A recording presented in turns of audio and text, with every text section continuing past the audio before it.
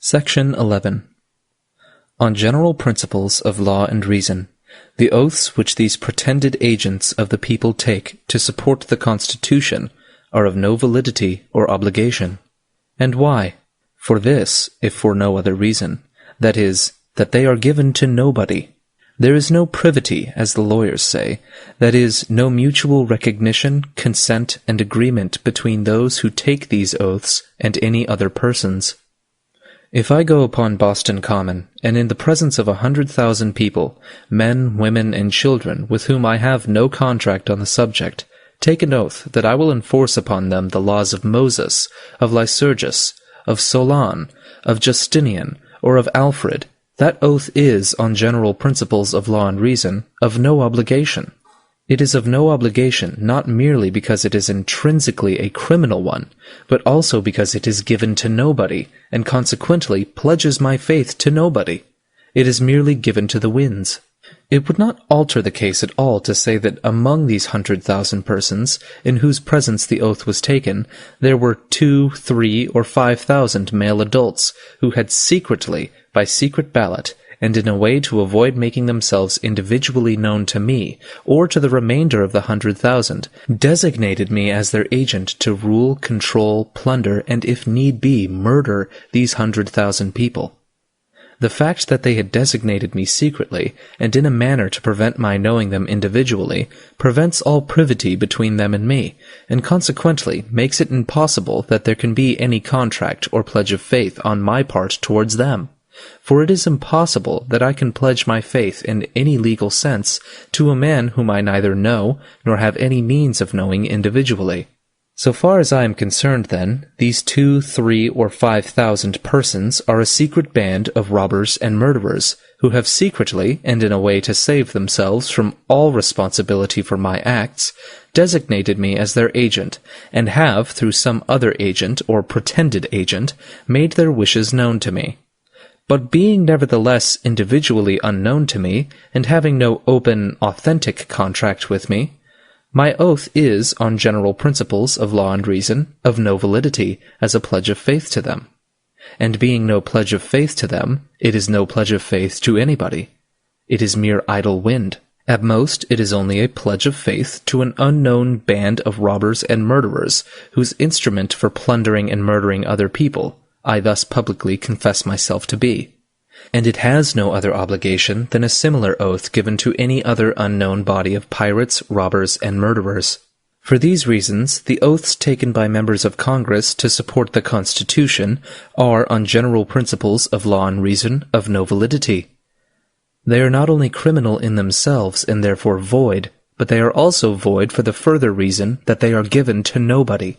It cannot be said that in any legitimate or legal sense they are given to the people of the United States, because neither the whole nor any large portion of the whole people of the United States ever either openly or secretly appointed or designated these men as their agents to carry the Constitution into effect. The great body of the people, that is, men, women, and children, were never asked or even permitted to signify in any formal manner, either openly or secretly, their choice or wish on the subject.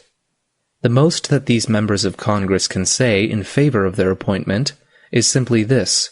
Each one can say for himself, I have evidence satisfactory to myself that there exists scattered throughout the country a band of men having a tacit understanding with each other and calling themselves the people of the United States, whose general purposes are to control and plunder each other and all other persons in the country, and so far as they can, even in neighboring countries, and to kill every man who shall attempt to defend his person and property against their schemes of plunder and dominion. Who these men are individually, I have no certain means of knowing, for they sign no papers and give no open, authentic evidence of their individual membership. They are not known individually even to each other. They are apparently as much afraid of being individually known to each other as being known to other persons. Hence they ordinarily have no mode either of exercising or of making known their individual membership, otherwise than by giving their votes secretly for certain agents to do their will. But although these men are individually unknown, both to each other and to other persons, it is generally understood in the country that none but male persons of the age of 21 years and upwards can be members. It is also generally understood that all male persons born in the country, having certain complexions, and in some localities certain amounts of property, and in certain cases even persons of foreign birth, are permitted to be members. But it appears that usually not more than 1/2, 2/3, or in some cases 3/4 of all who are thus permitted to become members of the band ever exercise or consequently prove their actual membership in the only mode in which they ordinarily can exercise or prove it, that is, by giving their votes secretly for the officers or agents of the band. The number of these secret votes, so far as we have any account of them, varies greatly from year to year, thus tending to prove that the band, instead of being a permanent organization, is a merely pro tempore affair with those who choose to act with it for the time being. The gross number of these secret votes, or what purports to be their gross number in different localities, is occasionally published. Whether these reports are accurate or not, we have no means of knowing. It is generally supposed that great frauds are often committed in depositing them. They are understood to be received and counted by certain men, who are themselves appointed for that purpose by the same secret process by which all other officers and agents of the band are selected. According to the reports of these receivers of votes, for whose accuracy or honesty, however, I cannot vouch, and according to my best knowledge of the whole number of male persons in my district, who it is supposed were permitted to vote, it would appear that 1/2, 2/3, or 3/4 actually did vote. Who the men were individually who cast these votes, I have no knowledge, for the whole thing was done secretly. But of the secret votes thus given for what they call a member of Congress, the receivers reported that I had a majority, or at least a larger number than any one person, and it is only by virtue of such a designation that I am now here to act in concert with other persons similarly selected in other parts of the country.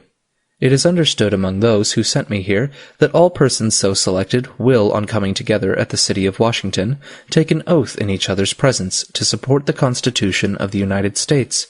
By this it is meant a certain paper that was drawn up 80 years ago. It was never signed by anybody, and apparently has no obligation, and never had any obligation as a contract. In fact, few persons ever read it, and doubtless much the largest number of those who voted for me and the others never even saw it, or now pretend to know what it means. Nevertheless, it is often spoken of in the country as the Constitution of the United States, and for some reason or another, the men who sent me here seem to expect that I, and all with whom I act, will swear to carry this Constitution into effect. I am therefore ready to take this oath, and to cooperate with all others similarly selected, who are ready to take the same oath. This is the most that any member of Congress can say in proof that he has any constituency, that he represents anybody, that his oath to support the Constitution is given to anybody, or pledges his faith to anybody. He has no open, written, or other authentic evidence, such as is required in all other cases that he ever was appointed the agent or representative of anybody. He has no written power of attorney from any single individual. He has no such legal knowledge as is required in all other cases by which he can identify a single one of those who pretend to have appointed him to represent them. Of course, his oath, professedly given to them, to support the Constitution, is, on general principles of law and reason, an oath given to nobody. It pledges his faith to nobody. If he fails to fulfill his oath, not a single person can come forward and say to him, "You have betrayed me, or broken faith with me." No one can come forward and say to him, "I appointed you my attorney to act for me. I required you to swear that as my attorney you would support the Constitution. You promised me that you would do so, and have now forfeited the oath you gave me." No single individual can say this. No open, avowed, or responsible association or body of men can come forward and say to him, "We appointed you our attorney to act for us. We required you to swear that as our attorney you would support the Constitution. You promised us that you would do so, and now you have forfeited the oath you gave to us." No open, avowed, or responsible association or body of men can say this to him, because there is no such association or body of men in existence.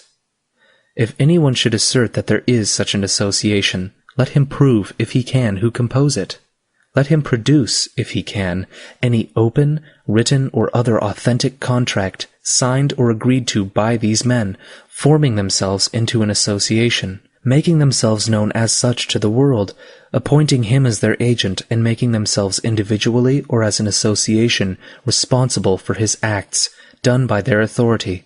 Until all this can be shown, no one can say that in any legitimate sense there is any such association, or that he is their agent, or that he ever gave his oath to them, or ever pledged his faith to them.